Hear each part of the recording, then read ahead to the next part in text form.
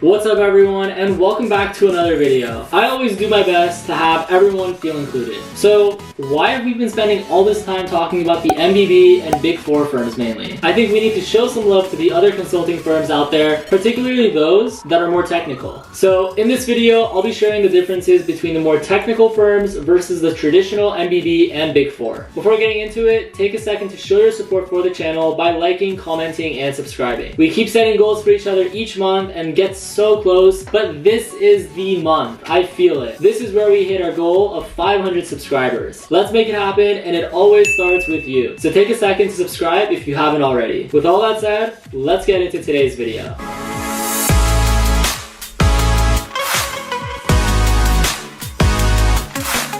Now, I got a question for you all. Are all consulting firms the same? I mean, you're a management consultant, right? Well, not quite. Even amongst the MBB and Big 4, there are its differences. If you'd like to see the differences between the MBB and Big 4, I'll link another video to that in the bio below. But as a general rundown, McKinsey, Bain, and BCG, commonly referred to as the MBB, are known for their strategy work. They're responsible for strategizing the plan for the client and how to get the ball rolling within the inception phase of the project. Think of this as the body or framework to a house. You need someone to design the game plan before you start building, and that's what the MBB are known for. Similarly, the Big 4 or Deloitte, KPMG, EY, and PwC are known for their operational side to their work. They tend to get that idea into motion and develop what was initially strategized at the beginning. So a typical project runs from the strategy phase, where we don't have too much information, to the operational or implementation phase, where we start seeing things just come together. Obviously, this is a very generalist answer, but hopefully it gives you an idea of what the MBB and Big 4 do. Before jumping into these more technical firms, I want to preface this by saying that there's nothing wrong with being a generalist. In fact, some of these MBB and Big 4 firms are the highest paid and most reputable firms around the world. Generalists are highly adaptable and offer experience in a wide variety of disciplines. With that being said, however, it's common for consultants to eventually specialize within one practice or vertical as their career progresses, because it allows them to build more depth in what they're working on. But this isn't usually the case until you've acquired several years of consulting experience. So if you're new to the world of consulting, I wouldn't worry too much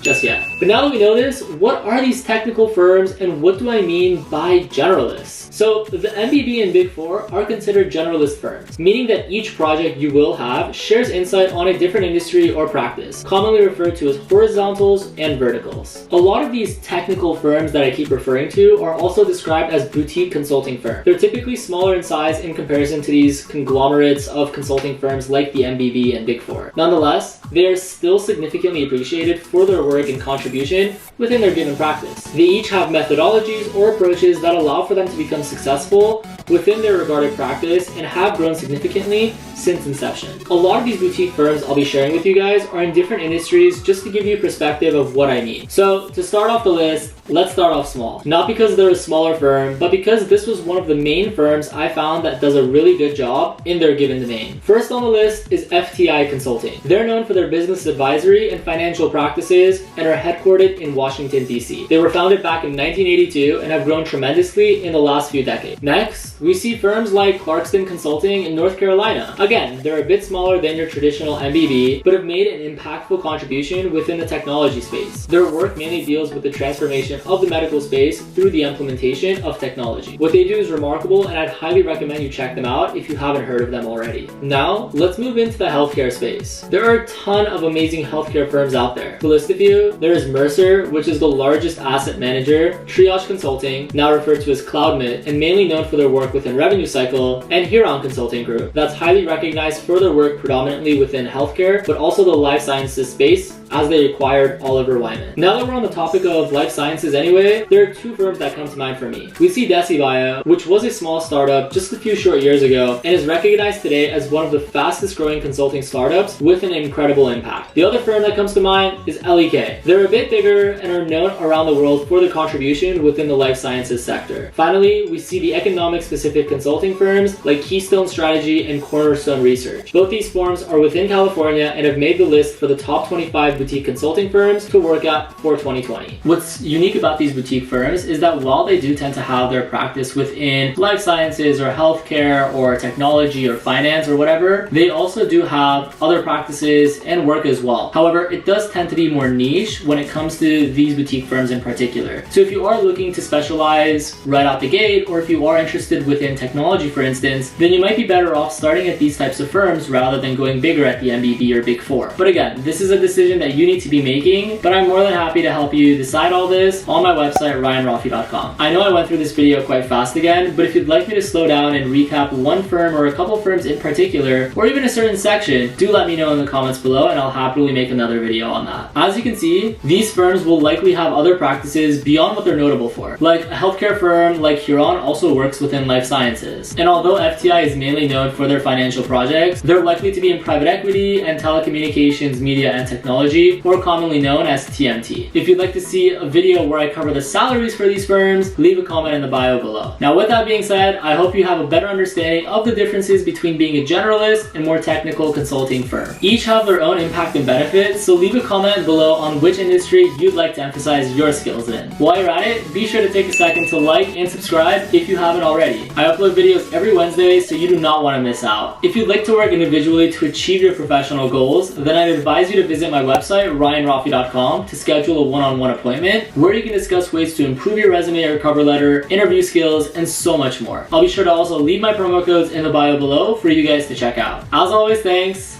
Until next time.